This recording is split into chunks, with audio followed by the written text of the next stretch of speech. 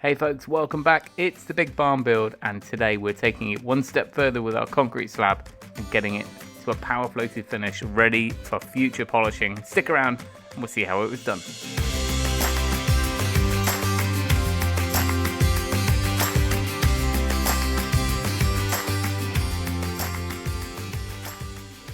Now before you watch this one, make sure you've seen part one of this mini series, because the first part of this day was all about how we got the concrete in there in the first place. We had a convoy of trucks coming, a big pump lorry, and a team of guys who knew exactly what to do, and they got in all of the concrete, completely pumped throughout the whole building, all raked out, all leveled, and gone over with a bull float, and that was pretty much lunchtime. So at that point we've already got a nice smooth level floor, but we need to go one step further. We're aiming for a polished floor here in the future, so we want to get it power floated. This video is going to show you how that was done.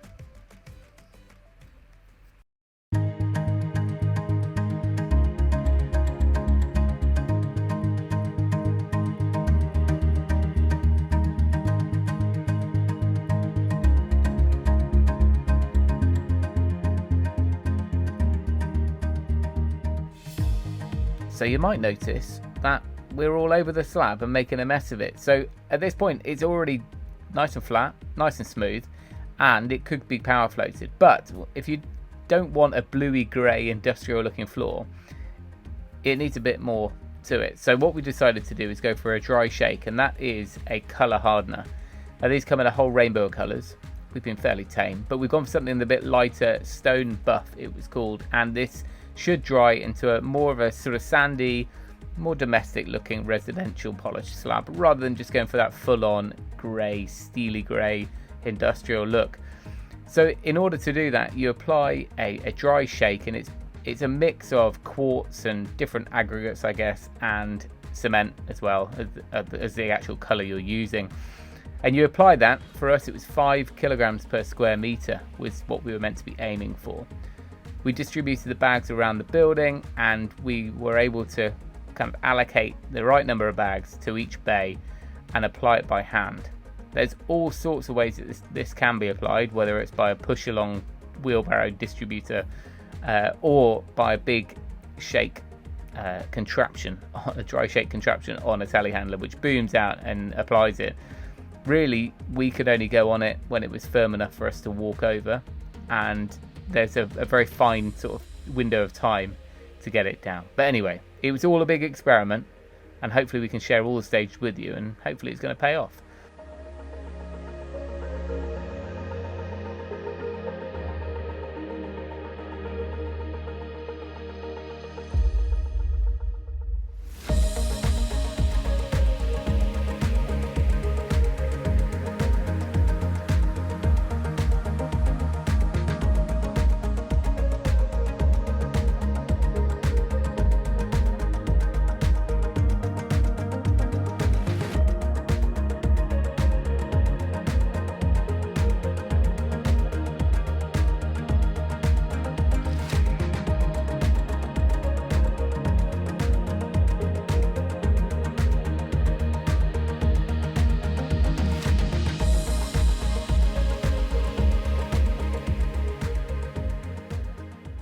So now they've started panning it in, you can see that the colour is really warmed up and lightened, and that's exactly what we wanted.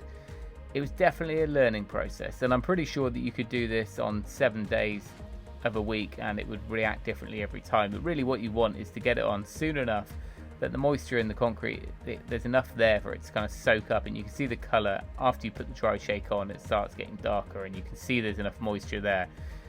You need to get enough on to actually create the colour, but getting too much on just seemed a little bit risky, and then we were going to end up with a really, really dry top crust, and that's what you don't want. So at the risk of losing a little bit of the colour, I think we probably ended up only using about 4.5 kilo per square metre, but it just seemed excessive to use any more than we were.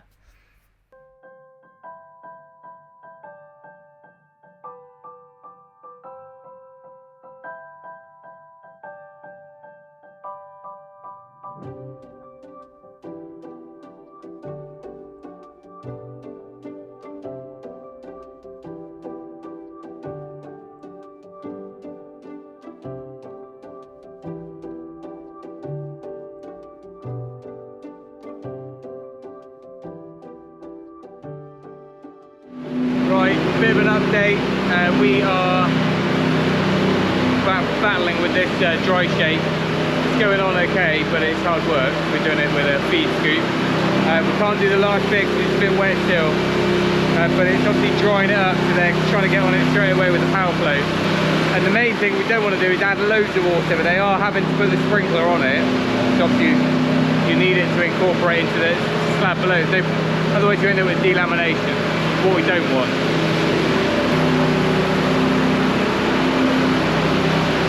This is after the pan's been over it, and then John, the guy over there, is doing the power flow with the blades on it. And one of the problems is we've gone for fibres. Last minute addition yesterday. I was like, I'll go into the cost at a later point, but we added fibres, and the problem with the fibres is they can remain visible at the top. So what we really want to do is make sure they're like forced down as hard as possible. So that's why we put the vibrator on it, and Nick really forced him in with that, with the magic screen, and hopefully going over again and again with all these different blades on the power flows, just going to sink them in. The last thing we want to do is have to blow torch them all off, or have them like whip around when we're polishing and score it and stuff like that. But better to have them in there and not have any cracks.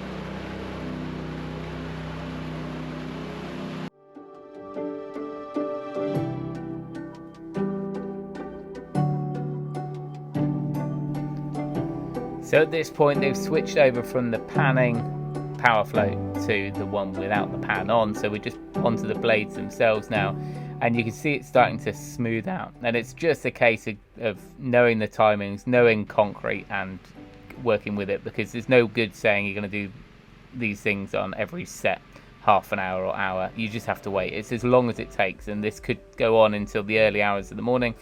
It's just one of those things that you learn over years and years, I guess. So it was good to have a really informed team on site to know what was what, and we were going to work with them to get this dry shake down. And we worked our way back towards the front door, and you can see that there are 2 or 3 guys working in different stages here. So the edging power float, which is the one, the smallest walk behind, that one you can go right up to the edges of the posts and walls, which is great. It means there's less hand tooling to do. And of course we've got our little garden room over onto the right there, which is set down about 25-30 mil lower. So there was a little bit of a step down, but we managed to get the machines over, which was great because it meant everything could be done with the ride-on power float, which is giving a much better finish and making sure that all of that dry shake is mixed in nicely. But as the sun goes down and the work lights come on, this is when the magic starts to happen.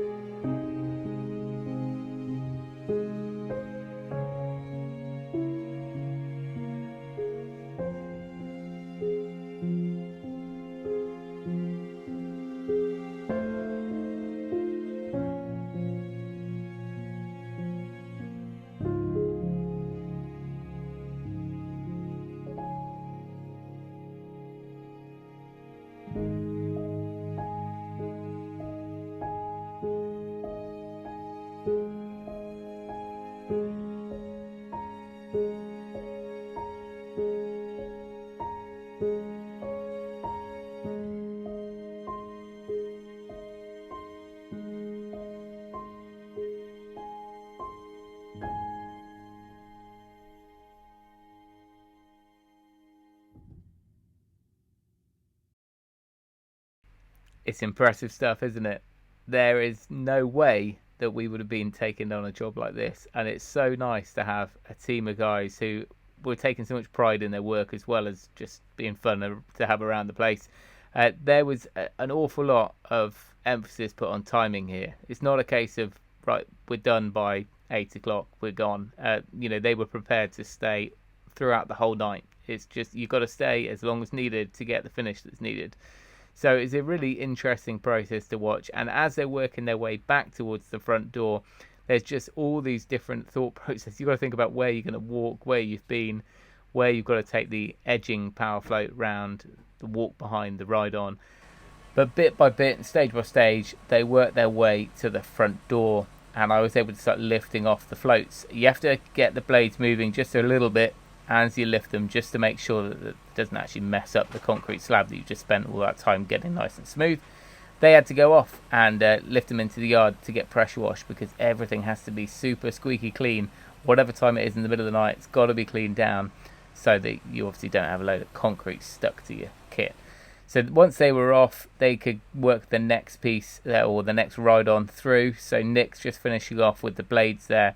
And of course, the front door being the front door, it's the first thing you see, and the last thing we want is to have that a poorer quality than the rest. So it was really crucial to get everything super smooth all the way to that front threshold. And it's just a gradual process. There was about half an hour, maybe even 45 minutes, where it just wasn't quite ready for that final pass. So, we stood around and had a chat. Now, as you know, being a serial DIYer and a stubborn one at that, I don't have many trades on site, but I tell you what, when you do have trades on site, it's nice that they're decent human beings. And we stood around and had a good chat, and these guys really were proud of what they were trying to achieve in these finishes. They talked about their work that they've done on other sites, and they were obviously keen to stick around as long as needed to get the right finish on this floor. There's no good in doing that whole day's work and then not following it through right in the last 10%. So I was really, really chuffed to see that, and even as far as kind of hand going around with a trowel and troweling up like little bits by hand, just any little missed corners and things like that. So that front threshold was the last thing to do. Once that was done, we could all breathe a sigh of relief. Would you believe it? Just like that, it's all over. All that stress, planning, worry for weeks, if not months before this point. That's it. Can't do anything else now. Can't worry about how spaced out our concrete supports and chairs and pipes and all that sort of stuff. It's just done. Never to be seen ever again, hopefully. I'm pooped. Gonna give you a quick look, but it'll be a sneak peek, because the next video is actually going to be, a little bit less productive. It should be good though. We're going to cut it all up. Tomorrow morning, the saw comes out.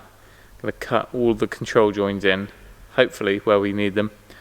And then we're going to be wrapping this baby up and not seeing it for about a year.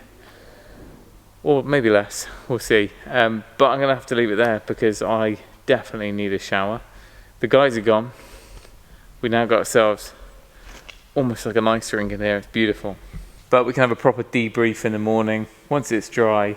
But I think I'm going to have to leave that for the next video, because that's just all about all I can take of concrete for today. I'll also be linking in the future to some other videos. One will be the next day of what we need to do here, but also we're going to do a video in the next week or so on why we went this route, the cost saving, and some of the breakdown in costs, because it's a good eye-opener and it's a good option if you've got a large expanse of floor. But I'm going to leave it there. Thanks for watching. Remember, if you can, do it yourself. We'll see you next time. Or find yourselves a lovely, friendly, local contractor to do it, and then just film it. It's easier.